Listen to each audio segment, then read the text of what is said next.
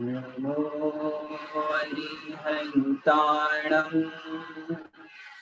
नमो सिद्धाणं नमो आयर्याणं नमो वैझायाणं नमो लोये समसाहुणम्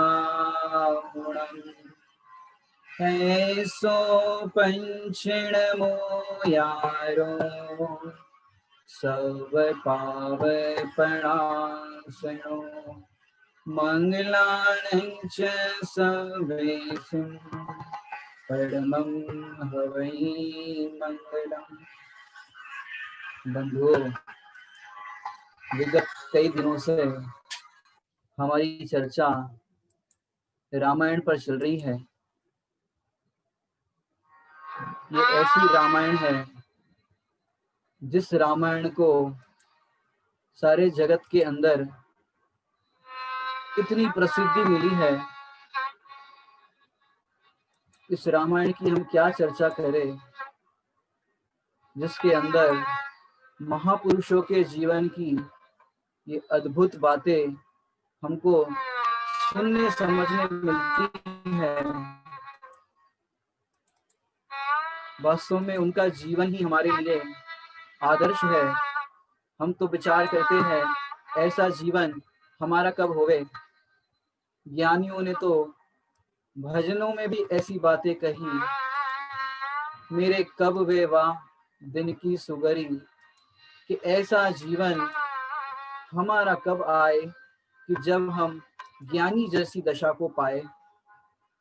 इसलिए हम निरंतर ऐसा अभ्यास करें कि जिससे हमें उन जैसी दशा प्राप्त करने का अवसर मिले। सचमुच जीवन हमारा चक्की की तरह पिसता जाता है।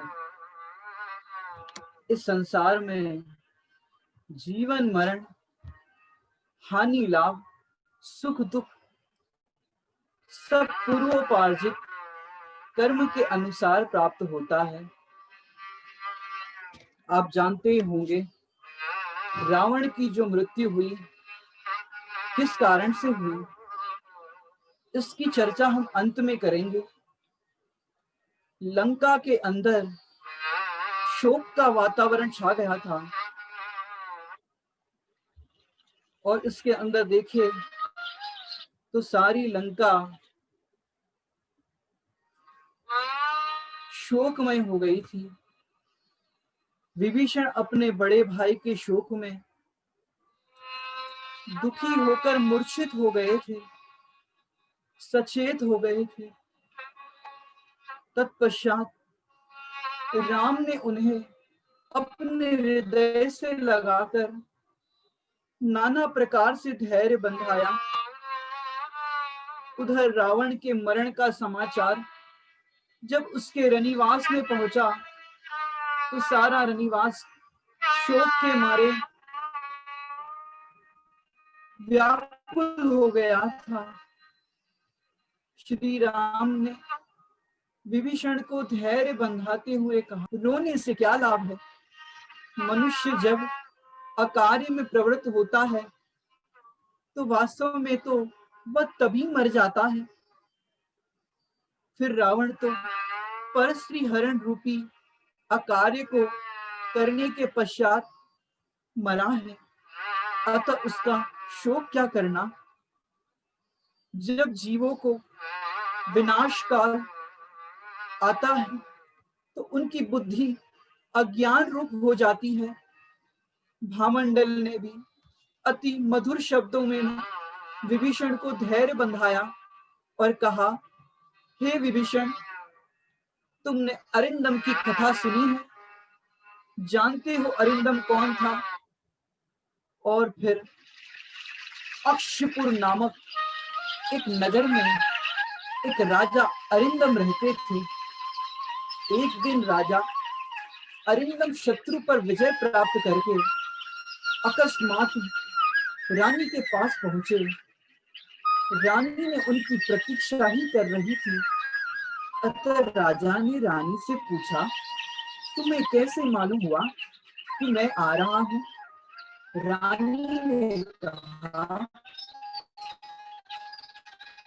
कि आज यहाँ कीर्तिधर नामक अवधि ज्ञानी मुनिराज आहार हेतु आए थे। कब आएंगे? तो उन्होंने कहा कि आज ही अचानक आएंगे।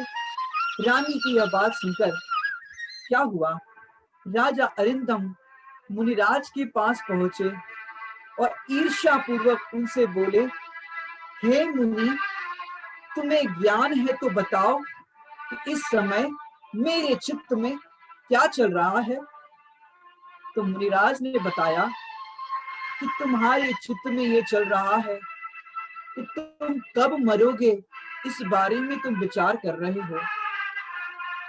तो सुनो, तुम आज से 7वें दिन बाद बिजली के गिरने से मरोगे और अपने शौचालय में ही सप्तरंगी विष्टा का कीड़ा बनोगे। मुनिराज की बात सुनकर राजा अरिंदम ने घर जाकर अपने पुत्र प्रीतिंकर से कहा, मेरे पुत्र, मुनिराज ने कहा है मैं आज से 7 दिन बाद मेरी मृत्यु हो जाएगी और मैं अपने ही शौचालय में सप्तरंगी कीड़ा बनूंगा। प्रीतिंकर उसे कहने लगा, पिताश्री अब क्या होगा?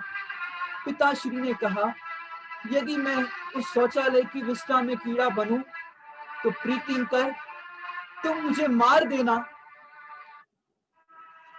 फिर क्या हुआ? प्रीतिंकर ने मुनिराज के पास जाकर पूछा, हे प्रभु, मेरे पिता जो मुझे अत्यधिक प्रिय थे और वो आपके कहे अनुसार विष्ठा के अंदर कीड़ा बने हैं, मैं उन्हें मारना चाहता हूँ, लेकिन वह कीड़ा मरने से डरता है। हालांकि पिताश्री मुझे कहकर गए थे कि मैं लेटरिन के अंदर कीड़ा बनूं तो मुझे मार देना, लेकिन क्या हुआ, जो जीव जिस गति में जाता है वह वहीं रम जाता है। संसार का ऐसा स्वरूप जानकर राजा प्रीतिंकर सर्व इच्छाओं को त्याग कर मौन हो गया। भामंडल आगे बोला कि हे विभीषण, तुम अपना चित्त अपने कल्याण में लगाओ।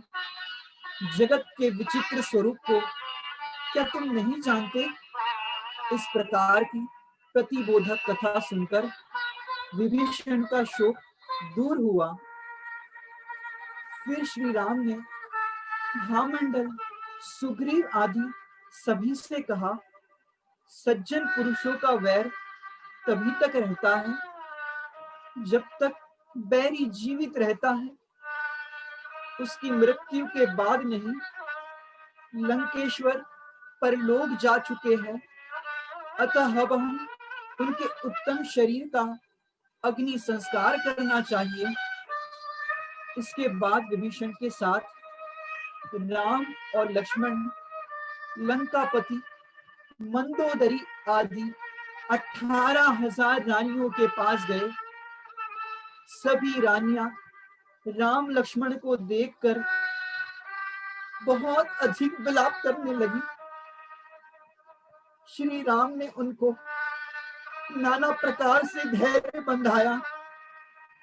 तत्पश्चात कपूर और चंदन आदि सुगंधित पदार्थों के द्वारा पद्म सरोवर के किनारे रावण का दाह संस्कार कर दिया।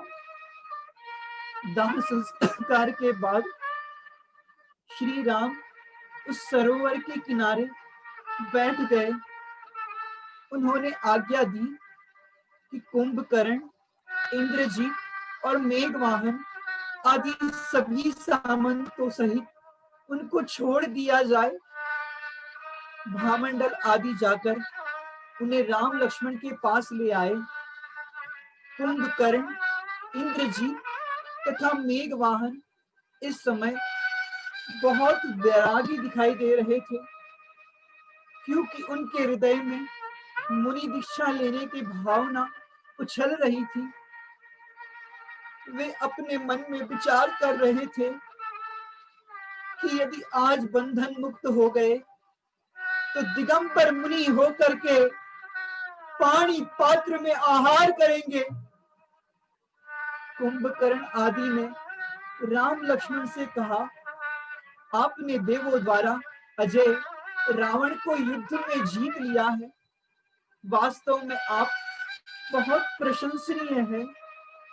राम लक्ष्मण ने उन्हें अनेक प्रकार के मधुर वचनों द्वारा प्रसन्न किया और फिर कहा, आप लोग पहले जैसे ऐश्वर्य से रहते थे वैसे ही अब रहे। कुंभकर्ण आदि ने कहा, अब हमें कोई भोगों से प्रयोजन नहीं रहा। हमने संसार की सारी दशाएं देख ली। अब तो हम दिगंबर मुनि बनके अपना कल्याण करेंगे। श्री राम ने भी उन्हें बंधन मुक्त कर दिया और पद्म सरोवर पर सभी लोग के साथ स्नान किया। उसके बाद सब लोग अपने स्थान पर चले गए और वहां पर रावण की मृत्यु के दिन मुनिराज 56 महासंघ के साथ लंका के कुसुमायुध वन में आकर ठहरे।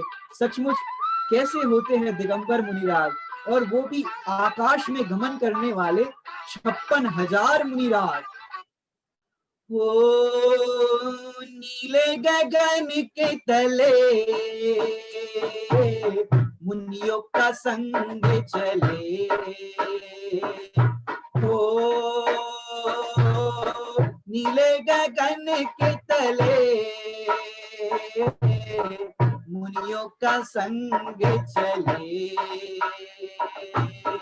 ऐसे ही जग में आते हैं मुनिवर, ऐसे ही जग में आते हैं मुनिवर, ज्ञान से ज्ञान मिले। हो नीले गगन के तले मुनियों का संग चले। और सोचो वहां पर 56,000 मुनिराजों का संग कैसा होगा। और फिर क्या हुआ, आकाश में गमन करने वाले मुनिराज निर्मल शिलातल पर शुक्ल ध्यान में आरूढ़ हुए।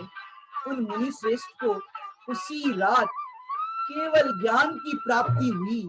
56,000 मुनिराज संघ के नायक, उनको जिस दिन रावण की मृत्यु हुई उसी दिन केवल ज्ञान की प्राप्ति हुई।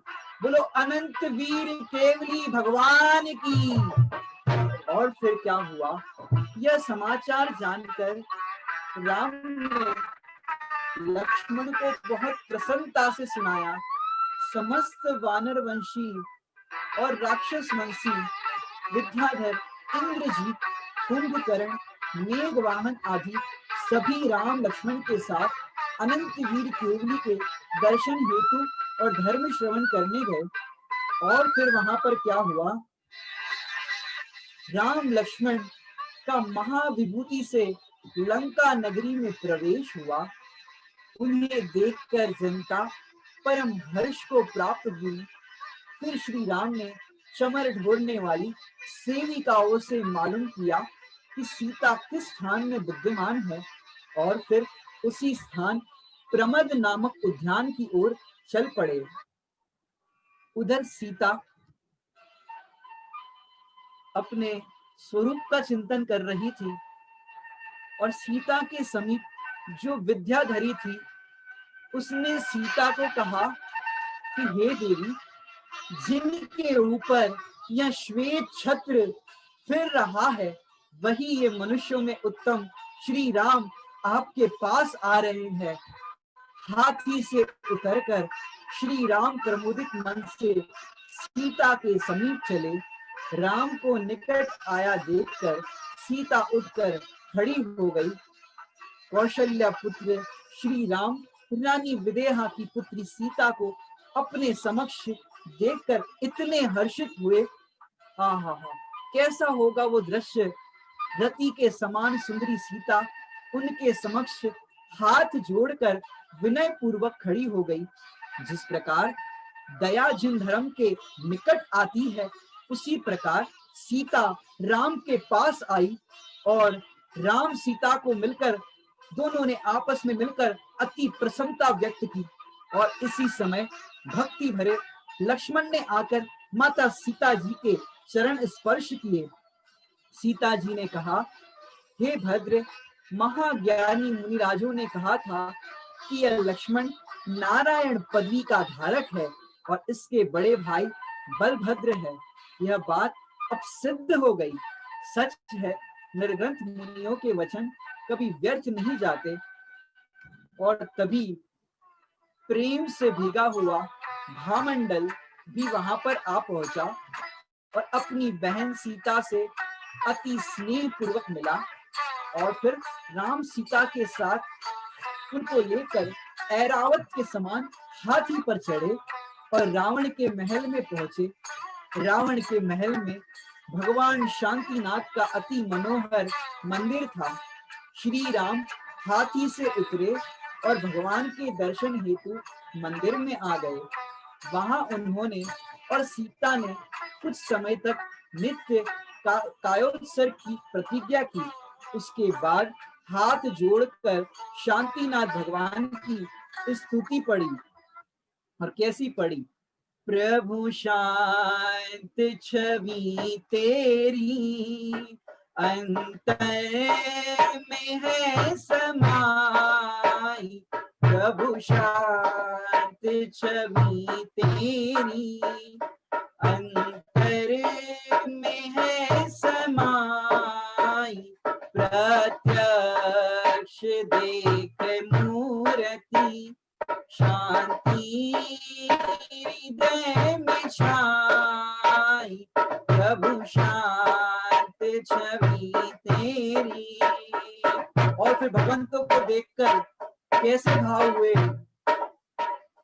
हे देव आपको लख खुद ही हुआ अकामी। है आश पर की झूठी, मैं पूर्ण निधि का स्वामी। पर आए हीनता से मुझ में कमी न आई। प्रभु शांत छवि तेरी अंतर में है समाई। और फिर विभीषण ने राम लक्ष्मण को राज्य अभिषेक करने की बात कही। श्री रामचंद्र जी ने कहा, हमने युद्ध राज्य पाने के लिए थोड़ी ना किया था। हमारा प्रयोजन तो मात्र सीता को वापस ले जाना था। इसलिए इस राज्य के अधिकारी तो आप ही हो। फिर भी विभीषण के आग्रह के कारण कुछ दिन उन्होंने वहां रहने का आग्रह स्वीकार किया। और उधर अयोध्या में माता कौशल्या अपने पुत्रों तथा पति के वियोग अग्नि में जल रही थी कि शिखर के ऊपर आकर बैठी किसी कौवे से वे एक दिन कहने लगी, यदि मेरा पुत्र राम आ जाए तो मैं तुम्हें खीर खिलाऊंगी, मैं तुम्हें भोजन दूंगी। ऐसा कहते कहते उनके नेत्रों से अश्रु की धारा बहने लगी। और उसी समय आकाश मार्ग से नारद आने लगे। कौशल्या ने उठकर उनका सम्मान किया और फिर रोते हुए दुखी देखकर नारद जी ने पूछा, हे कल्याणी, तुम इस तरह दुखी क्यों हो रही हो? माता बोली, हे देवर्षि, संभवतः आपको हमारे घर का वृतांत मालूम नहीं, इसलिए ऐसा कह रहे हैं। तब कौशल्या ने नारद को सारा वृतांत बताया। राजा दशरथ का अनेक राजाओं सहित वैराग्य, फिर लक्ष्मण का सीता का वनगमन, सीता का रावण द्वारा हरण, सुग्रीव आदि से राम का मिलन, रावण से युद्ध के अंदर लक्ष्मण को रावण की शक्ति का लगना तथा इसके बाद द्रोण में की कन्या विशल्या का वहां जाना इत्यादि। तत्पश्चात बोली, इतने समाचार तो हमें मालूम है, इसके बाद के समाचार अज्ञात है। यह कहकर कौशल्या बहुत दुखी होकर पुनः पुनः रोने लगी। नारद ये सब सुनकर बहुत दुखी हुए और बोले, हे शुभे, तुम शोक मत करो, मैं अभी शीघ्र ही तुम्हारे पुत्रों का समाचार लेकर आता हूं। ऐसा कहकर नारद लंका की ओर उड़ चले और वहां पहुंचकर उसने कुछ सेवकों से रावण के कुशल समाचार पूछे। सेवक उसे रावण का मित्र समझकर क्रोधित होकर अंगद के पास ले गए। अंगद ने सेवकों द्वारा उनको श्री राम के पास ले जाने को कहा। श्री राम विभीषण के महल में विराजमान थे। उन्होंने दूर से ही नारद को आते हुए देख लिया और आसन से उठकर उनका स्वागत किया।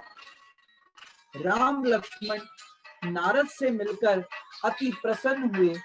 राम बोले और उनसे कहा, आप कहां से आ रहे हो? बहुत दिनों में आए, कुशल से तो हो। और फिर नारद ने कहा कि तुम्हारी माता कष्ट सागर में डूबी हुई है और मैं यही बात कहने के लिए तुम्हारे पास शीघ्र आया हूं। तुम्हारे जैसे आज्ञाकारी पुत्र के होते हुए भी माता दुखी रहे, ये कैसे आश्चर्य की बात है। अतः आप शीघ्र ही चलकर उनसे मिलो। नारद के वचन सुनकर राम लक्ष्मण दोनों भाई माता के दुख से बहुत दुखी होकर रोने लगे। उन्होंने उसी समय विभीषण को बताया। भामंडल, सुग्रीव आदि तो सब पास में ही बैठे थे। राम लक्ष्मण ने विभीषण से कहा, हे राजन, तुम्हारा भवन इंद्र भवन के समान है। यहाँ समय व्यतीत हो जाने का भान ही नहीं हुआ, परंतु अब हमें अपनी माता के दर्शन करने का प्रबल इच्छा उत्पन्न हुई है। विभीषण बोला, हे स्वामी, अभी दूत को अयोध्या भेजता हूं, जो आपके कुशल समाचार माता उसे बताएगा। आप कृपा करके 16 दिन और यही विराजिए। इतना कहकर विभीषण ने अपना मस्तक श्री राम के चरणों में रख दिया और तब तक रखे रहा जब तक उन्होंने विभीषण की प्रार्थना स्वीकार नहीं की। और फिर क्या हुआ? अयोध्या में आकाश से पुष्प वर्षा करते हुए, हर्षित होते हुए वे भरत के पास पहुंचे और वो विद्याधर, भरत ने अत्यंत प्रसन्नता पूर्वक उस विद्याधर का सम्मान किया। योग्य आसन पर बैठने के बाद विभीषण के द्वारा भेजे गए इन विद्याधरों ने भरत को राम लक्ष्मण का संपूर्ण समाचार कहा। और फिर क्या कहा? हे प्रभु, राम लक्ष्मण ने रावण को मार दिया है, लंका का राज्य विभीषण को दे दिया। हालांकि विभीषण तो राम लक्ष्मण को राज्य देना चाहते थे, लेकिन उनकी ऐसी न्याय नीति बहुत अद्भुत है। राम को बलभद्र और लक्ष्मण को नारायण पद प्राप्त हुआ है। उनके हाथ में चक्र रत्न आ गया है। भरत उन विद्याधरों के साथ लेकर माताओं के पास गए और उन्हें राम लक्ष्मण व सीता के समाचारों से आनंदित किया। माताओं और उन विद्याधरों दूतों के बीच राम लक्ष्मण सीता के विषय में बात चल रही थी कि विमानों में बैठकर हजारों विद्याधर अयोध्या आ पहुंचे। उन विद्याधरों ने आकाश से पूरी नगरी पर रत्न बरसाए और रत्नों से समस्त अयोध्या वासियों के घर भर गए। तत्पश्चात चतुर विद्याधर कारीगरों ने स्वर्ण तथा रत्नमयी शिखरों से युक्त विशाल जिन मंदिर तथा बड़े बड़े महलों की रचना की। विभिन्न प्रकार के मंडपों, तोरणों, उद्यानों आदि के द्वारा नगरी को सुशोभित किया और 16 दिनों में निपुण विद्याधरों ने नगरी को ऐसा बना दिया कि वर्षों में भी उसका वर्णन न किया जा सके। और फिर क्या हुआ? 16 दिनों की अवधि पूरी होने पर सूर्योदय होते ही बलभद्र और नारायण सप्तिक पुष्पक विमान में बैठकर, जो अभी आपको यहाँ पर दिख रहा है ऐसा ही था, उस विमान में बैठकर अयोध्या की ओर चल दिए। उनकी सेवा में तत्पर रहने वाले अनेक विद्याधर और उनके अधिपति भी अपने अपने यानों पर सवार हुए और साथ चले। उनके अयोध्या पहुंचने पर भरत ने देखा कि सूर्य के समान ये राम का विमान आ रहा है। वे हाथी पर चढ़कर राम के स्वागत हेतु आए। पुष्पक विमान पृथ्वी पर उतरा और फिर भरत हाथी से उतरे। राम लक्ष्मण विमान से उतरकर भरत से मिले और उनका आलिंगन किया और फिर राम लक्ष्मण ने विमान से उतरकर भरत को भी पुष्पक विमान में बिठा लिया और फिर अयोध्या में प्रवेश किया। ये विमान जानते हो कैसा था? 7 डेकर था, 7 डेकर। कभी इसका वर्णन करेंगे कैसा था। और फिर राम लक्ष्मण के आगमन की सूचना राजमहल में सभी को मिल गई थी और राजमहल में पहुंचने पर माता कौशल्या, माता सुमित्रा, माता कैकेयी और माता सुप्रभा स्नेह से भर आई और पुत्रों के पास आया देखकर वो चारों माता राम लक्ष्मण को हृदय से लगाकर परम सुखी हुई। राम के आगमन से अयोध्या में बहुत ही शोभायमान हुई थी। सभी ओर राम का धवल यश फैल रहा था और फिर वहां पर अयोध्यापुरी में राज्य करते हुए और इंद्र समान भोगते हुए भरत उसमें हर्ष मान रहे थे और वे निरंतर उस समय अयोध्यापुरी में राज्य कर रहे थे और फिर विचार करते थे कि मैंने बड़ी मुश्किल से ये नरदेह पाई है, जो पानी के बुलबुले के समान क्षणभंगुर है। यह यौवन मिट्टी के ढेरे के समान अत्यंत असार है और दोषों से भरा है। ये भोग एकदम नीरस है, इनमें किंचित भी सुख नहीं है। कौन विवेकी इनमें राग करेगा? ऐसा चिंतन करने वाले शांत स्वभावी भरत के मन में महाव्रत धारण करने की तीव्र छटपटाहट थी। राम लक्ष्मण के अयोध्या लौट आने पर यह छटपटाहट और भी तीव्र हो गई। एक दिन वे शांत चित्त से घर का त्याग करने के लिए तैयार हुए, लेकिन कैकेयी कहने लगी और उन्हें राम ने यह कहकर रोक दिया कि हे भाई, मैं राक्षस वासियों के स्वामी रावण को जीत कर तुमसे मिलने के लिए यहाँ आया हूँ। अतः तुम निष्कंटक होकर राज्य करो। बाद में मैं भी तुम्हारे साथ मुनि व्रत धारण करूंगा। किंतु कुछ दिन बाद ही भरत ने यह कहकर कि मैं तो तत्व ज्ञान के मार्ग में ही प्रवर्तन करूंगा, एकदम विरक्त होकर राम लक्ष्मण से कहे बिना ही मुनि दीक्षा हेतु चल दिए। और फिर उसी समय त्रैलोक मंडल हाथी, त्रैलोक मंडल नाम का प्रसिद्ध हाथी बंधन तुड़ाकर भाग निकला। उसने अयोध्या में बहुत उपद्रव मचाया। बाद में वह हाथी भरत को देखकर शांत हो गया, क्योंकि उसे अपना पूर्व भाव याद आ गया।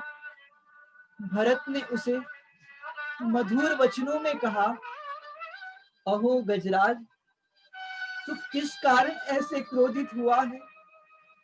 हाथी अपने मन में विचार कर रहा था कि यह भरत मेरा परम मित्र है। ब्रह्मोत्तर नामक छठे स्वर्ग में हम दोनों साथ थे। वहां की आयु पूरी कर यह तो पुण्य प्रभाव से उत्तम पुरुष हुआ, जबकि मैं अपने अशुभ कर्म योग से तिर्यंच हुआ। अब मुझे आत्मा का कल्याण करना है। अब मुझे उपाय बताओ ताकि मेरा पुनः संसार में भ्रमण ना हो। इस प्रकार चिंतवन करके त्रैलोक के मंडन हाथी अत्यंत विरक्त हो गया। वह पाप चेष्टा से परान्मुख होकर शुभ क्रिया में अपना चित्त लगाने लगा, एकाग्र चित्त हो गया। राम लक्ष्मण ने महाविनयवान और धर्म का चिंतन करते हुए इस गजराज को देखा। इसके पास आए, लक्ष्मण की आज्ञा से उस हाथी को बहुत प्रकार के अलंकार पहनाकर उसका सत्कार किया। और फिर दूसरे दिन लक्ष्मण ने वेशभूषण केवली भगवान से पूछा, हे प्रभु, यह त्रैलोक मंडन हाथी किस कारण से क्रोधित हुआ था और फिर किस कारण से शांत हो गया? तो फिर बताया। वेशभूषण केवली की वाणी में आया कि पहले तो यह लोगों की भीड़ को देखने पर मदोन्मत्त हुआ था, किंतु भरत को देखने पर इसे जाति स्मरण हो गया, इसलिए यह शांत भाव को प्राप्त हो गया। भरत और यह गजराज अनेक भाव के साथी है। भरत भोगों से परान्मुख है और इनका मोह दूर हो गया है, और यह मुनिव्रत लेना चाहते हैं और इसी भाव से मोक्ष को प्राप्त करेंगे। फिर क्या कहा? भगवान ऋषभ देव के समय में ये दोनों सूर्योदय व चंद्रोदय नामक दो भाई थे। इन्होंने मारीची नाम के जो मुनि हुए थे, उनके निमित्त से मिथ्यात्व का सेवन करके चिरकाल तक त्रस्थावर योनियों में भ्रमण किया। चंद्रोदय का जीव असंख्यात भवों बाद कुलंकर नामक राजा हुआ। उसके कितने ही भवों के बाद रमण नामक ब्राह्मण हुआ। उसके कितने ही भवों के बाद एक मृग हुआ, और यह मृग समाधि मरण करके स्वर्ग में देव हुआ। फिर भूषण नामक वैश्य पुत्र हुआ। उसके बाद शुभ परिणामों सहित मरकर स्वर्ग गया। उसके बाद जगद्युति नामक राजा हुआ। उसके बाद देवपुरु नामक भूमि में गया। उसके बाद दूसरे स्वर्ग में देव हुआ। वहां से आकर महाविदेह क्षेत्र में अचल नामक चक्रवर्ती का पुत्र अभिराम कुमार हुआ। तत्पश्चात छठे स्वर्ग में देव हुआ, और उसके बाद यह चरम शरीरी भरत हुआ है। और उधर सूर्योदय का जीव संसार में असंख्यात काल तक भ्रमण करने के बाद पूर्वोक्त राजा कुलंकर का श्रुति रत्न नामक पुरोहित हुआ था। उसके बाद अनेक जन्म लेकर रमण का भाई विनोद नामक ब्राह्मण हुआ। तत्पश्चात अनेक जन्म लेकर पूर्वोक्त रमण का जीव ही मृग था, उसके वह भी मृग हुआ। आयु के अंत में यह आर्त ध्यान पूर्वक मरा। उसके बाद अनेक जन्म लेकर वह भूषण वैश्य का पिता धनद नामक वैश्य हुआ। उसके बाद नाना योनियों में भ्रमण करके मृदुमती नामक मनुष्य हुआ। मृदुमती आप अपने नाम के बिल्कुल विपरीत कठोर बुद्धि का धारक था, जो जुआ, चोरी और वेश्या सेवन में सदा रत रहता था। एक दिन वह चोरी करने के लिए शशांक नाम का नगर, वहां पर भद्र परिणामी राजा नंदीवर्धन के राजमहल में जा घुसा और वहां उसने वैराग्य को प्राप्त हुए राजा द्वारा अपनी रानी को दिया जा रहा वैराग्यवर्धक धर्मोपदेश सुना और सुनकर वह मृदुमती भी प्रतिबोध को प्राप्त हुआ और उसने जिन दीक्षा धारण कर ली और घोर तप करने लगा। और फिर तप कैसा किया, तप को सुना है आपने। तुझको तपना होगा, मोह तजना होगा, तुझको तपना होगा, मोह तजना होगा। तप ही तो माटी को गागर बनाए, गागर में सागर सहज ही समाए। तप ही तो माटी को गागर बनाए, गागर में सागर सहज ही समाए। तप के बिना ही तेरा निश्चित पतन है, तप के बिना ही तेरा निश्चित पतन है। तप ही तो मुक्ति का अंतिम जतन है। तुझको तपना होगा, मोह तजना होगा, तुझको तपना होगा, मोह तजना होगा। फिर गुणनिधि नामक एक उत्तम मुनिराज ने दुर्गगिरी नामक पर्वत पर 4 महीने के लिए आहार का परित्याग कर दिया, चातुर्मास किया था।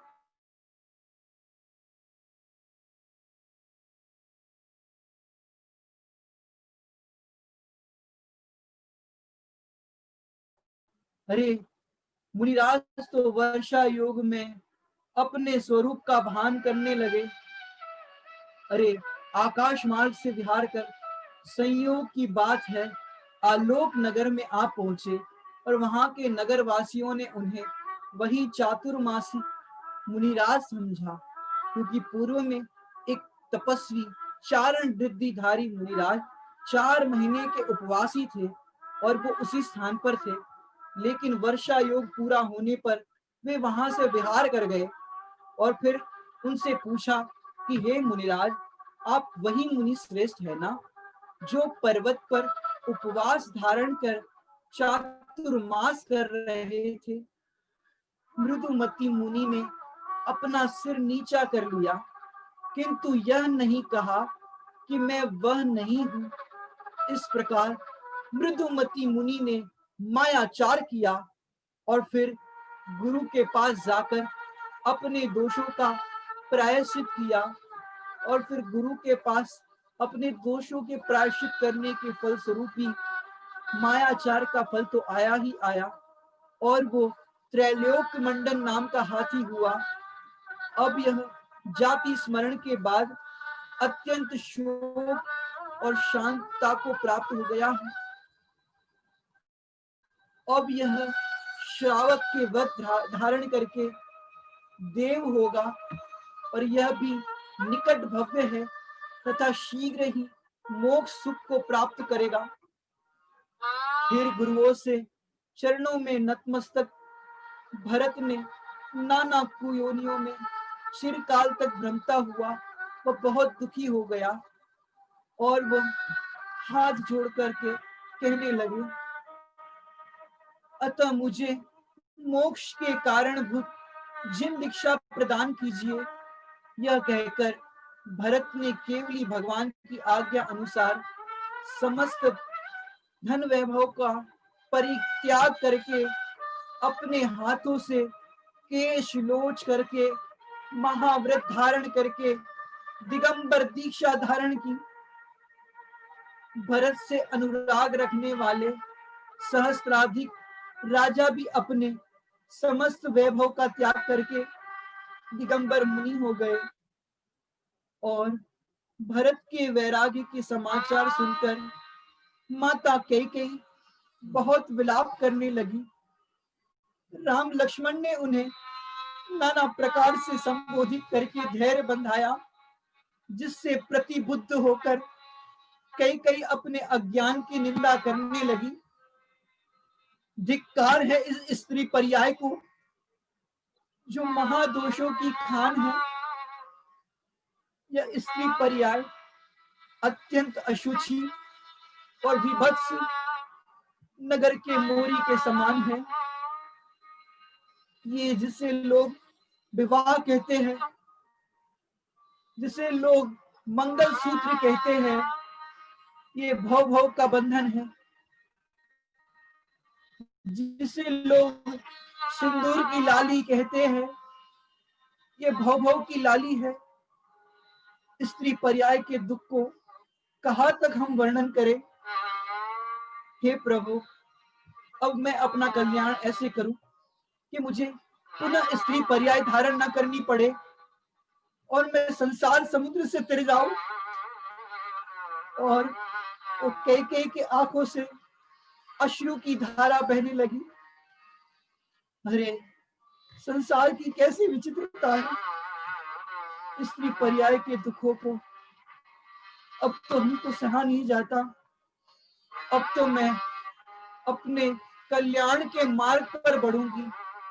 सचमुच ज्ञानी बहन के कैसे परिणाम होते हैं वो हम देखते हैं, और वो ज्ञानी बहन कैसा परिणाम करती है।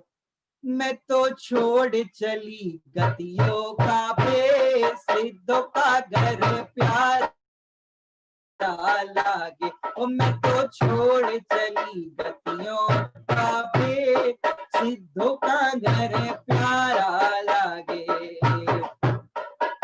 झूम जाके, ओ मैं तो छोड़ चली गतियों का भेष, सिद्धों का घर प्यारा लागे। ओ मैं तो छोड़ चली गतियों का भेष, सिद्धों का घर प्यारा लागे।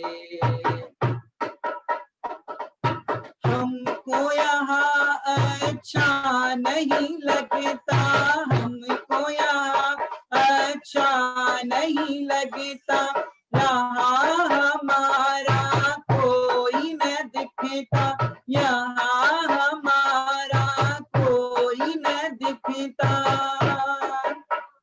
मुझे आता है हो, मुझे आता है आनंद विशेष, सिद्धों का घर प्यारा लागे। और मैं तो छोड़ चली गतियों का भेष, सिद्धों का घर प्यारा लागे। और क्या है, जिन मंदिर है पीहर हमारा, जिन मंदिर है पीहर हमारा, सिद्धशीला ससुरा, सिद्धशीला ससुरा। मैं तो धारू हो, मैं तो धारू अर्जी का वेश, सिद्धों का घर प्यारा लागे। और मैं तो छोड़ चली गतियों का भेष, सिद्धों का घर प्यारा लागे। और मैं तो छोड़ चली गतियों का भेष, सिद्धों का घर प्यारा लागे। और कई महाज्ञानवान तथा जिन शासन की भक्त तो थी ही, अब वैराग्य को प्राप्त होकर पृथ्वी मती आरिका के समक्ष आरिका माता जी हो गई और उनके समक्ष 300 अन्य स्त्रियां भी आरिका बन गई। क्या कहे ऐसे। और तो और फिर प्रशांत चित्त वाले त्रैलोक के मंडन हाथी ने भी केवली भगवान की साक्षी में श्रावक व्रत धारण किए। वह कभी 15 दिन के और कभी पूरे 1 माह के उपवास करने लगा और फिर इस प्रकार अत्यंत उग्र तप करता हुआ वह हाथी धीरे धीरे आहार का त्याग करके अंत में सल्लेखना धारण करके शरीर का त्याग करके छठे स्वर्ग में देव होगा। और भरत मुनि भी महातप करने लगे और उन्हें शरीर का तनिक भी ममत्व न रहा। वे संयम के प्रभाव से शुक्ल ध्यान में लीन हुए और उस शुक्ल ध्यान के उनके मोहनीय, ज्ञानावरणीय, दर्शनावरणीय और अंतराय इन चारों घाती कर्मों का नाश हो गया तथा उन्हें लोकालोक प्रकाशक केवल ज्ञान की प्राप्ति हुई और आयु के अंत में योग निरोध पूर्वक वे शेष 4 आघाती कर्मों का भी नाश करके वे निर्वाण सुख को प्राप्त करेंगे। और फिर भरत ने जिन दीक्षा अंगीकार कर लेने के पश्चात सभी राजाओं से विचार विमर्श करके राम के पास आए और बोले, हे नाथ, यदि हम ना समझ है तो भी आपके ही है और यदि बुद्धिवंत है तो भी आपके है। आप कृपा करके हमारी विनती सुनिए। हम सभी भूमि गोचरी और विद्याधर राजा है और आपका राज्याभिषेक करना चाहते हैं। श्री राम ने कहा, आप लोग लक्ष्मण का राज्याभिषेक कर लीजिए। तभी राजा ने कहा, लक्ष्मण के पास गए। लक्ष्मण ने उन सबके साथ राम के पास आए और हाथ जोड़कर राम से कहने लगे, हे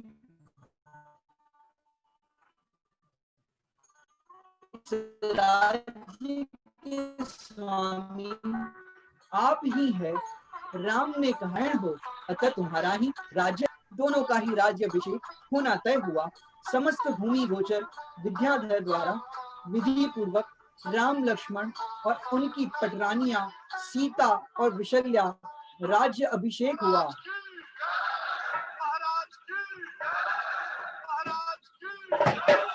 और फिर राम लक्ष्मण ने बहुत शांति से भेद विज्ञान पूर्वक इस राज्य अभिषेक के अंदर भेद विज्ञान भी किया, क्योंकि ज्ञानियों को तो भेद ज्ञान वर्तता ही है।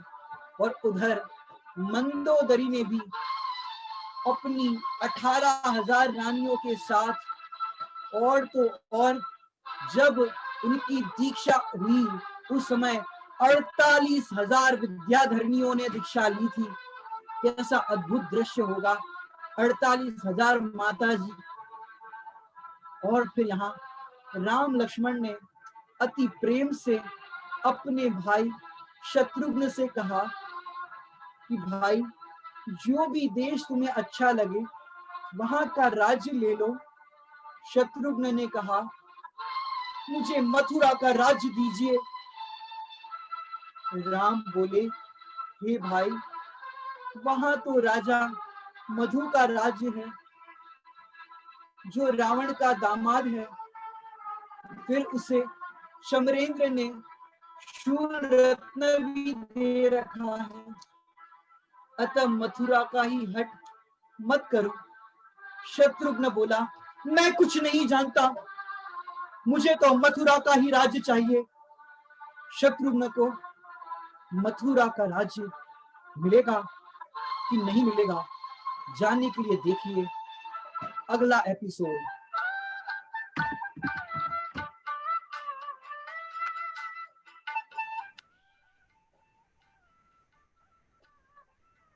बहुत ही सुंदर वर्णन। आज हमने काफी वैराग्य प्रसंग भी सुने, काफी खुशी के ऐसे पल भी आए आज की कहानी में। शुरुआत हमने जहाँ से की, जब रावण का आज कल हमने सुना था, और आज हमने सुना कि रावण का कैसे देवसान हुआ और उस अंतिम समय पे कैसा माहौल था वहां पर। और उसी समय जब लक्ष्मण ने किस तरह धैर्य बंधाया और उन्होंने आज राजा अरिंदम की कहानी सुनाई लक्ष्मण ने विभीषण को, और उसके बाद किस तरह रानियों का चिंता चल रही थी अयोध्या में, और वापस वहां से दूत भेजे गए और फिर पुष्पक विमान से राम और सीता लक्ष्मण सभी यहाँ पर आए। और उसके बाद यहाँ पे अयोध्या में कैसा वैराग्यमय प्रसंग चला, भरत जी ने दीक्षा ली, साथ साथ में उसी समय केकई ने और मंदोदरी ने रानियों ने भी साथ साथ में उनके काफी अन्य रानियों के साथ में दीक्षा ली। और कल भी बहुत ही इंटरेस्टिंग प्रसंग इसके आगे हमें सुनने मिलने वाला है। जैसे भैया ने बताया कि किस तरह शत्रुघ्न मथुरा का राज्य जो राजा मधु का है उसे प्राप्त कर पाएंगे या नहीं। तो आज का बहुत ही सुंदर विवरण आज की कथा में। किसी के कोई प्रश्न आज की कथा से रिलेटेड?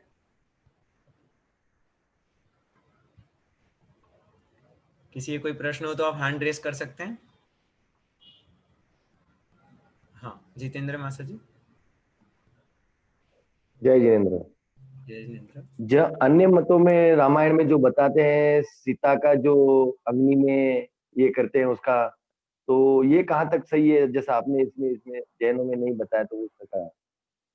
क्या प्रश्न है, समझ में नहीं आया।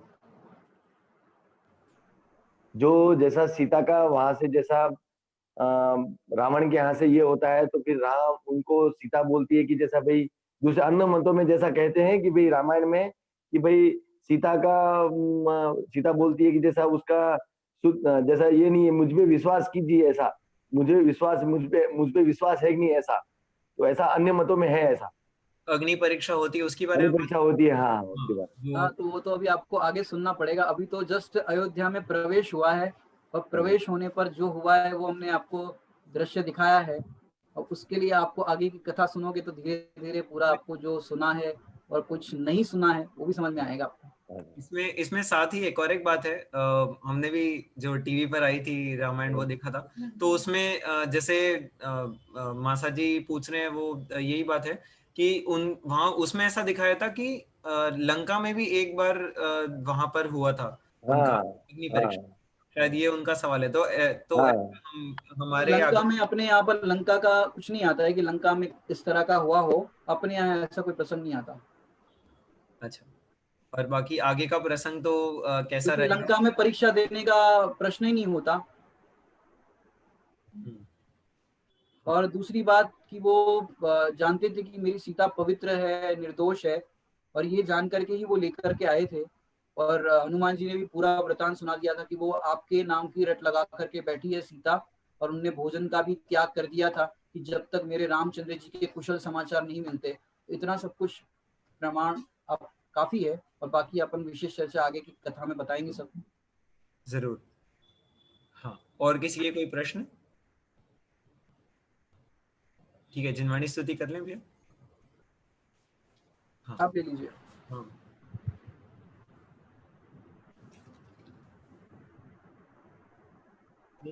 जिनवाणी जिनेन्द्र वाणी सुन लो भैया, जिनवाणी सुन लो भैया, जिनवाणी। ओ माँ ओ भगवती माँ, भक्त के कंठ विराजो माँ, विघ्नों को हरने वाली माँ, जिनवाणी जिन वाणी जिनेन्द्र वाणी सुन लो भैया, जिनवाणी सुन लो भैया, जिनवाणी। मिथ्या दृष्टियों के शासन का जो खंडन करने वाला है, मिथ्या दृष्टियों के शासन का जो खंडन करने वाला है, श्री जिन का शासन है वो श्री जिन का शासन है वो, जिन जिन वाणी जिनेन्द्र वाणी, सुन लो भैया जिन वाणी, सुन लो भैया जिन वाणी। जा वाणी के ज्ञान तय सूझे लोकालोक, सो वाणी मस्तक नमऊ सदा देत हूँ धोख। हे जिन वाणी भारती तोह जपू दिन रैन, जो तेरा शरणा गए सो पावे सुख चैन।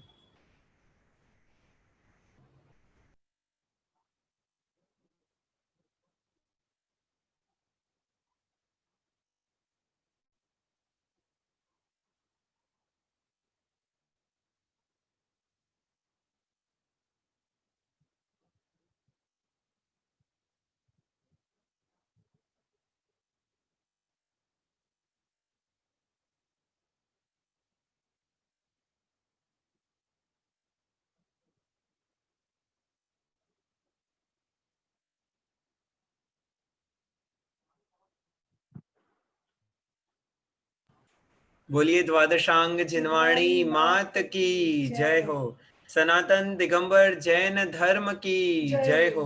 ढाई द्वीप में 3 कम 9 करोड़ मुनि भगवंतों की जय हो। आचार्य भगवंत 108 श्री विशुद्ध सागर जी गुरुदेव की जय हो। ओम नमः सिद्धि। हाँ, किसी कोई प्रश्न हो तो आप पूछ सकते हैं आज की कथा से संबंधित। तब तक हम प्रश्न आज शुरू करें भैया। हाँ, साथ साथ में प्रश्न के बाद आप लोगों ने अगर कोई नोट्स बनाए हो और आप शेयर करना चाहते हो तो वो भी आप रेडी रखिए, ठीक है। सबसे पहला प्रश्न जिनको आता हो आप हैंड रेस करिए फिजिकली या यहाँ पर। अगर आपको पूरा वृतांत याद नहीं है तो हम यहाँ से हेल्प कर देंगे, लेकिन आप लोग ट्राई जरूर करिए, ठीक है। पहला प्रश्न है कि जब वहां पर जब रावण के मृत्यु के बाद वहां पर पूरा माहौल वैसा ही छाया हुआ था, दुख का और शोक का, तब लक्ष्मण ने विभीषण को धाड़स बनाने के लिए एक कहानी सुनाई थी। वो कहानी थी पूर्व भव के कोई राजा, पूर्व के कोई राजा की। और वो कहानी क्या है, कौन बताए। एक कहानी सुनाई थी। अच्छा, थोड़ा सा हिंट दे देते हैं। ये कहानी थी कि जहाँ पे मुनिराज ने बताया था कि राजा को कि आपका अंत समय आने वाला है और वो इतने समय में आ जाएगा, तो अब आपको क्या करना चाहिए। वो उन्हें क्या करना चाहिए वो राजा ने उस समय सोचा। तो वो वाली कहानी की हम बात कर रहे हैं। हाँ, जया मासी। हाँ, उन्हें उन्हें कहा था कि आप 7 दिन के बाद आपकी मृत्यु हो जाएगी। तो फिर उन्होंने अब वो पहले तो बहुत दुखी हुए और फिर उन्होंने अपने बेटे से कहा कि उन्होंने कहा, उनको कहा कि 7 दिन के बाद मृत्यु होगी और मृत्यु के बाद आप आपके ही घर में शौचालय में विष्ठा, शौचालय की विष्ठा में कीड़े बन के उत्पन्न हो गए। तो अब उनको बहुत दुख हुआ और उन्होंने अपने बेटे से कहा कि मेरी पर्याय मुझे मिलेगी तो आप मुझे, तुम जब मैं शौचालय में विष्ठा में उत्पन्न होगा तो तुम मुझे मार देना और मेरी पर्याय को खत्म कर देना। लेकिन जब वो बेटा उस जीव को, विष्ठा में उत्पन्न हुए जीव को, उसके पिता के जीव को मारना चाहता है तो वो अपना जीवन बचा के दूर दूर भागते और मरना नहीं चाहते। तब उन्हें ऐसा तब उन्हें ऐसा ज्ञात होता है कि हर किसी को अपना अपना पर्याय खत्म पर्याय बहुत प्रिय प्रिय। होता है। बहुत बढ़िया, बहुत सुंदर आपने पूरी कहानी बता दी। एक दो बातें जो रह गई वो मैं बता दूं। ये कहानी राजा अरिंदम की है और जो उनके बेटे थे वो प्रीतिंकर, है ना भैया। हाँ, तो जो राजा अरिंदम थे उन्होंने ये पूरा वृतांत मुनिराज जी से सुना और उन्होंने अपने बेटे को ये बात बताई कि किस तरह 7 दिन बाद में मेरी मृत्यु के बाद मैं कीड़ा बनूंगा और आप मुझे वहां पर खत्म कर देना। तो इससे, इस कहानी से हमने क्या शिक्षा ली कि जैसा आपने बताया कि जीव को, हर जीव को अपनी पर्याय से बहुत प्रीति होती है, चाहे वो किसी भी पर्याय में रहे। हाँ, बहुत बढ़िया, बहुत बढ़िया उत्तर। अगला सवाल है। हाँ, आप सबको याद है जब अंतिम में ये पॉइंट आया था कि एक त्रिलोक मंडल हाथी जो बहुत उधम मचा रहा था और फिर अचानक से थोड़ी देर बाद शांत हो गया। तो ये वृतांत लक्ष्मण ने जो देशभूषण भामंडल ने सॉरी भामंडल ने देशभूषण केवली जी थे, उनसे पूछा कि ये त्रिलोक मंडल हाथी कौन है। तो उन्होंने कुछ पूरी कहानी बताई। तो वो आप कहानी कौन बताएगा? आप शॉर्ट में बताएंगे तो भी चलेगा, सभी भव के बारे में नहीं, आप शुरू के और अंतिम भव के बारे में बताएंगे तो भी चलेगा, कोई बात नहीं। हमें तो इससे क्या सीख मिले वो हमें इम्पोर्टेंट है। और जैसा हमने पहले ही बताया, ये क्वेश्चन आंसर हम लास्ट में इसलिए रखते हैं ताकि पूरे कथा जो आज हुई उसका आप सभी को रिवीजन हो जाए। तो कौन ट्राई करना चाहेगा? किसी को याद है कथा स्टोरी? हाँ हाँ, ऋषिका जी आप बोलिए।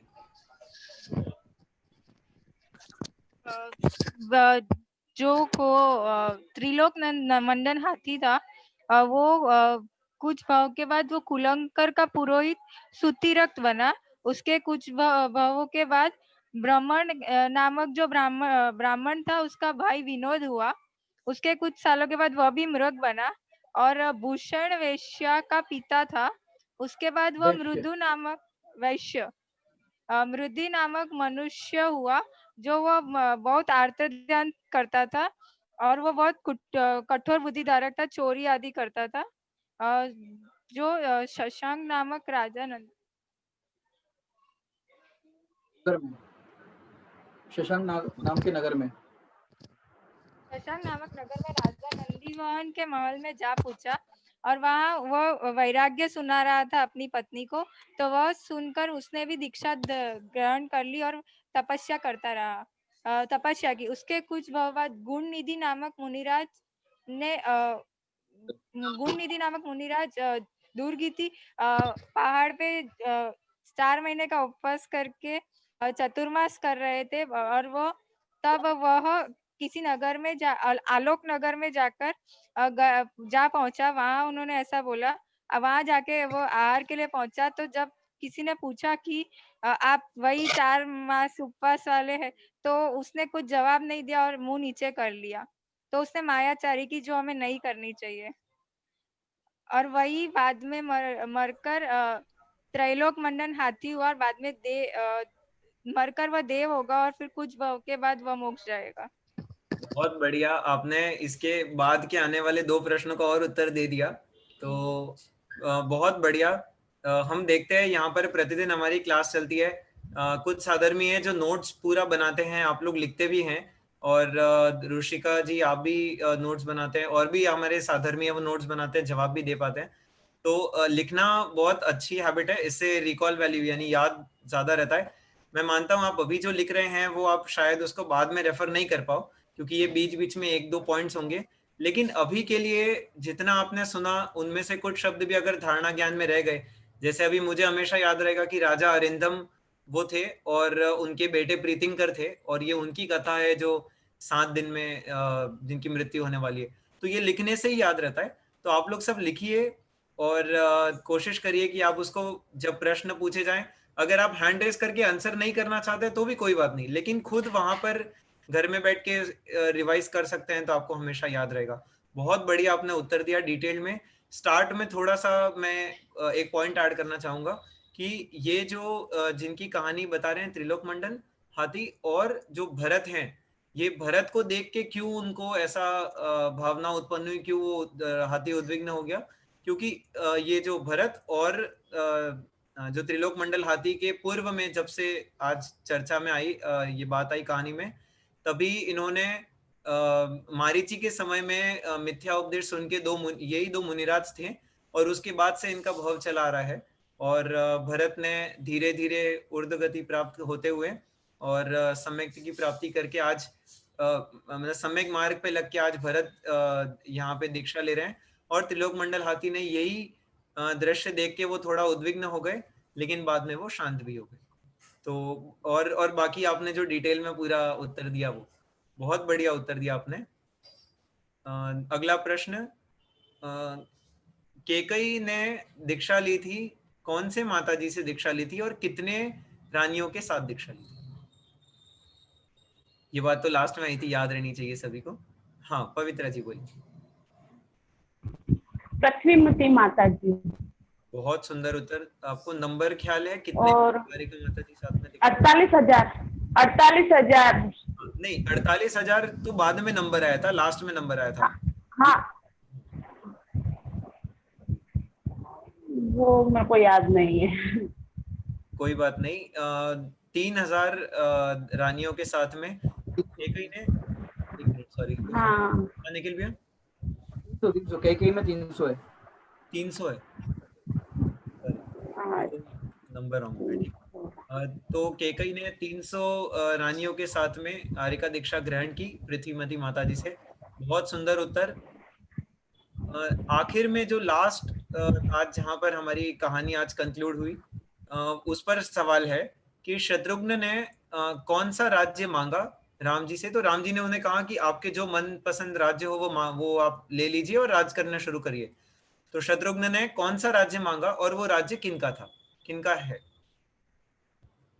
कोई नया ट्राई करना चाहेगा जिन्होंने पहले उत्तर नहीं दिया? और ललिता जी? हाँ हाँ नानी जी? मथुरा राज्य और मधु राजा। बहुत बढ़िया उत्तर। मथुरा का राज मांगा और मधु राजा राज करता था, वहां से मांगा। बहुत बढ़िया उत्तर आप दोनों का, दोनों के उत्तर आ गए। हाँ बहुत सुंदर। निखिल भैया और कोई प्रश्न है आज के लिए? अभी थोड़ी सी चर्चा, किसी को कोई और पॉइंट लिखा हो तो बता सकते हैं, फिर अपन हाँ। चर्चा करते हैं। हाँ किसी ने कोई प्रश्न, किसी ने कोई पॉइंट लिखा हो तो आज क्या हमें सीख लेनी चाहिए, वो जल्दी से बता दीजिए। हमारे पास 8 मिनट का समय और है और फिर हम समापन करेंगे। किसी ने कोई पॉइंट्स लिखे हैं आज के दिन के लिए, कुछ सीख जो हमें आज की कथा से लेनी चाहिए? एक पॉइंट मैंने लिखा है, मैं क्विकली शेयर करना चाहूंगा। जो शुरू में जो कहानी बताई थी, जो राजा अरिंदम के बारे में, वहां पे ये वाक्य मुझे बहुत पसंद है। मैं हमेशा इसके पहले भी ये कहानी सुनता हूँ तो मैं बहुत गौर करता हूँ इस पे, कि प्रत्येक जीव प्राप्त पर्याय में तन्मय हो जाता है। यानी आज जो भैया ने यहाँ पे पॉइंट लिया कि जिस जीव की जो पर्याय होती है वो उसी में तन्मय हो जाता है। तो हमारे साथ में प्रैक्टिकली भी लाइफ में ये चीज होते रहती है कि जो आचार्य श्री कहते हैं कि जो पतन का मार्ग है वो बहुत ही स्लिपरी है, बहुत फिसलदायक है। तो हमेशा जैसे बहुत बार ऐसा होता है कि हम जैसे अपना 2-3 घंटा समय, कोई यंगस्टर्स हैं तो इंस्टाग्राम पे बिता रहे हैं, या कोई सीरियल्स देख रहे हैं, कोई मूवीज देख रहे हैं, पर डे के बहुत टाइम वेस्ट कर रहे हैं। और उसी समय उनके ही कोई और पहचान में कोई और साधर्मी जो उसी समय स्वाध्याय कर रहे हैं, तो ऐसे एक दिन में डिफरेंस पता नहीं चलता है। लेकिन जब 3-4 महीने या 1 साल का समय बीत जाता है तो पूरे सोच विचार में उस जीव के जो गहराई में जो वो जीव होता है, जिस गहराई में उतरता है स्वाध्यायी जीव, और जो दूसरा जो जीव होता है, दोनों में बहुत डिफरेंस आ जाता है। तो हम कभी भी प्राप्त पर्याय में जो हमें चल रहा होता है वो इतना तन्मय हो जाते हैं कि कभी ख्याल ही नहीं कर पाते हैं कि हम सही जा रहे हैं या गलत जा रहे हैं, और अगर गलत जा रहे हैं तो हम सुधार नहीं कर पाते हैं। तो ये बात हमेशा मेरे भी मन में रहती है। ये जो वाक्य है कि प्राप्त पर्याय में तन्मय कभी नहीं होना चाहिए, और हमेशा हमें चेक करना चाहिए अपने परिणामों को और अपनी क्रियाओं को कि मैं सम्यक कर रहा हूँ या कहीं पे कोई गलती हो रही है। और हमें हमेशा ज्ञानी जनों का संगति करना चाहिए और हमेशा खुद के भावों को चेक करते रहना चाहिए कि जैसे बोलते हैं am I on the right track, क्या मैं सही मार्ग पर चल रहा हूँ। तो ये बात एक बड़ी सीख जो मुझे लगता है आज मैंने लिखी है। और कोई कुछ शेयर करना चाहेगा? निखिल भैया आप कुछ पॉइंट बोलना चाहेंगे? और जब रामचंद्र जी लक्ष्मण जी ने रावण को मार दिया, उसके बाद विभीषण उनका राज्याभिषेक करने के लिए आए, तो रामचंद्र जी का क्या रिएक्शन था? प्रश्न है। हाँ हाँ रामचंद्र जी का रिएक्शन क्या था? कोई नया कोई हैंड रेस करना चाहेगा? अच्छा हाँ करुणा जी डोंगरपुर आप बोलिए।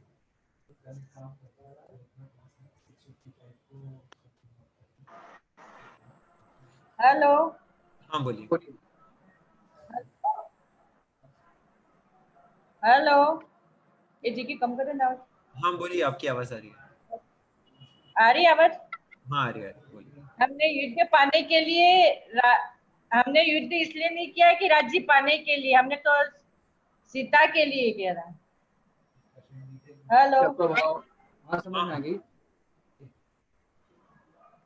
युद्ध जो किया गया था वो राज्य पाने के लिए नहीं था, क्योंकि राजनीति ये कहती है यदि एक राजा दूसरे राजा के पास युद्ध करता है तो यदि वो विजयी होता है तो उस राज्य का हकदार हो जाता है। लेकिन ये युद्ध तो सीता को वापस लाने के लिए था, ये राजनीति भी यहाँ पर नहीं लगती। इसलिए रामचंद्र जी बहुत नीतिवान थे, इसलिए ये मर्यादा पुरुषोत्तम, माने उन्होंने एक भी मर्यादा का उल्लंघन नहीं किया, इसलिए ये मर्यादा पुरुषोत्तम है। और दूसरा एक प्रश्न आपसे करना चाहेंगे अंतिम, कि रावण की जो मृत्यु हुई वो रावण की मृत्यु क्यों हुई? मैंने शुरुआत में थोड़ा सा किया था कि हम लास्ट में चर्चा करेंगे। तो रावण की मृत्यु जो हुई वो किससे हुई?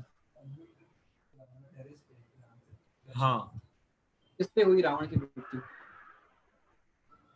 कोई और नया कोई ट्राई करना चाहेगा आंसर?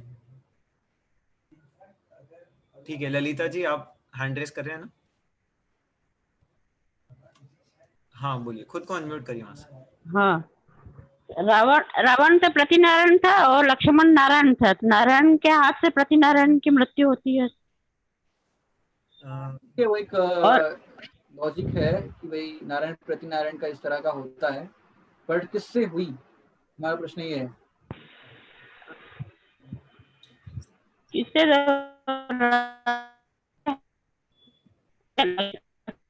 और कोई बताना चाहेगा? 3 मिनट है हमारे पास।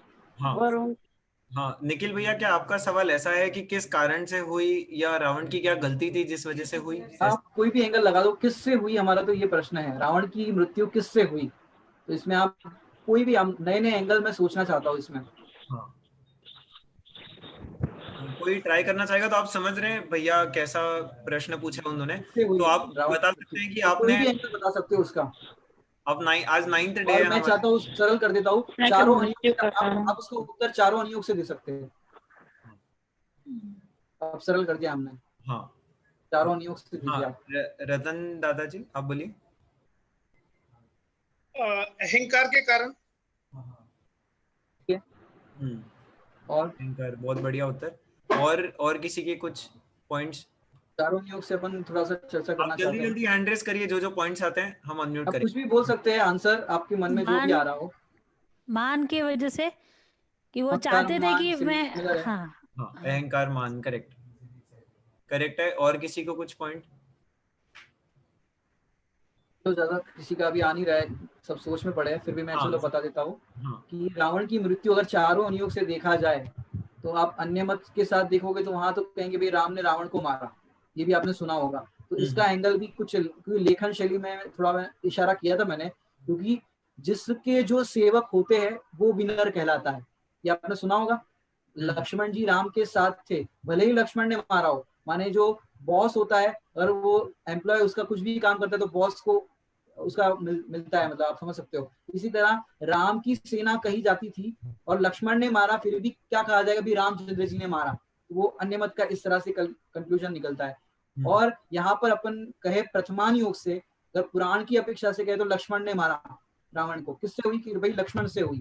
दूसरी अपेक्षा से अपन देखे भाई ऑब्जेक्ट, माने अपन देखे भाई किससे हुई, निमित्त में क्या था, तो भैया वो चक्र से हुई। एक आंसर ये भी हो सकता है। फिर अपन देखे तो भैया रावण की मृत्यु क्यों हुई? गलती से हुई, अपनी वर्तमान की गलती, जो भी आपने अहंकार बताया, मान बताया, आप कोई भी विकारी परिणाम ले सकते हो, काम विकार के परिणाम से हुई, सीता के प्रति जो राग भाव था उससे हुई। ये करणानुयोग से कहा जाएगा, परिणामों की बात आएगी तो।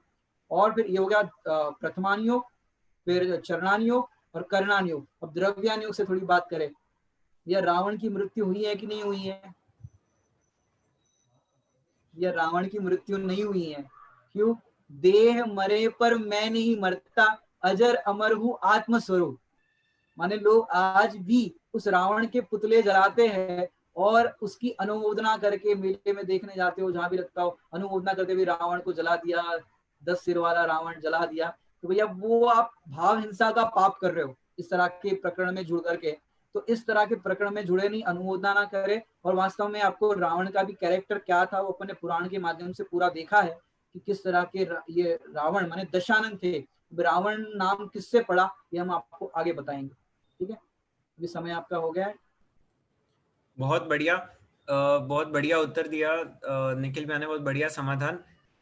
आज की सभा हम यहीं पर समापन करते हैं। एक छोटा सा रिक्वेस्ट है सभी से, जो हमारा YouTube चैनल है जिस पे ये सभी प्रवचन कास्ट हो रहे हैं, वैसे तो 3 महीने से लॉकडाउन में हम जूम पर और प्रवचन कास्ट करके उसको YouTube पे कास्ट करते हैं। हम कभी चैनल को सब्सक्राइब करने को नहीं कहते, लेकिन अभी हमारे अगर 1000 सब्सक्राइबर्स हो जाएंगे तो कुछ YouTube के लिमिटेशंस है जो हम क्रॉस कर जाएंगे, और उसकी वजह से धर्म प्रभावना में हम और तेज गति से बढ़ पाएंगे। तो अभी मैं ग्रुप पे हम जो हम प्रैक्टिकल जैनिज्म का जो ग्रुप है जिसमें व्हाट्सएप ग्रुप में आप सभी हैं, उसमें YouTube का लिंक हम भेजेंगे चैनल का। आपके घर में जितने भी डिवाइसेस हैं आप सभी लेके, अगर आपको नहीं जमता है तो आप अपने बच्चों को किसी को बोल के आप सभी चैनल को सब्सक्राइब करें। और ऐसे ही हम सब साथ में आज यहाँ पर बैठे हैं, एक साथ एक में अनेक विराजेंगे, ऐसे ही सिद्धों में ऐसी सिद्ध अवस्था को प्राप्त करेंगे, यही मंगल भावना है। सभा यहाँ विसर्जन करें निखिल भैया। हाँ जी, ठीक है, बहुत बढ़िया। सभी को जय जिनेंद्र, पुनर्मिलामः। जय जिनेंद्र।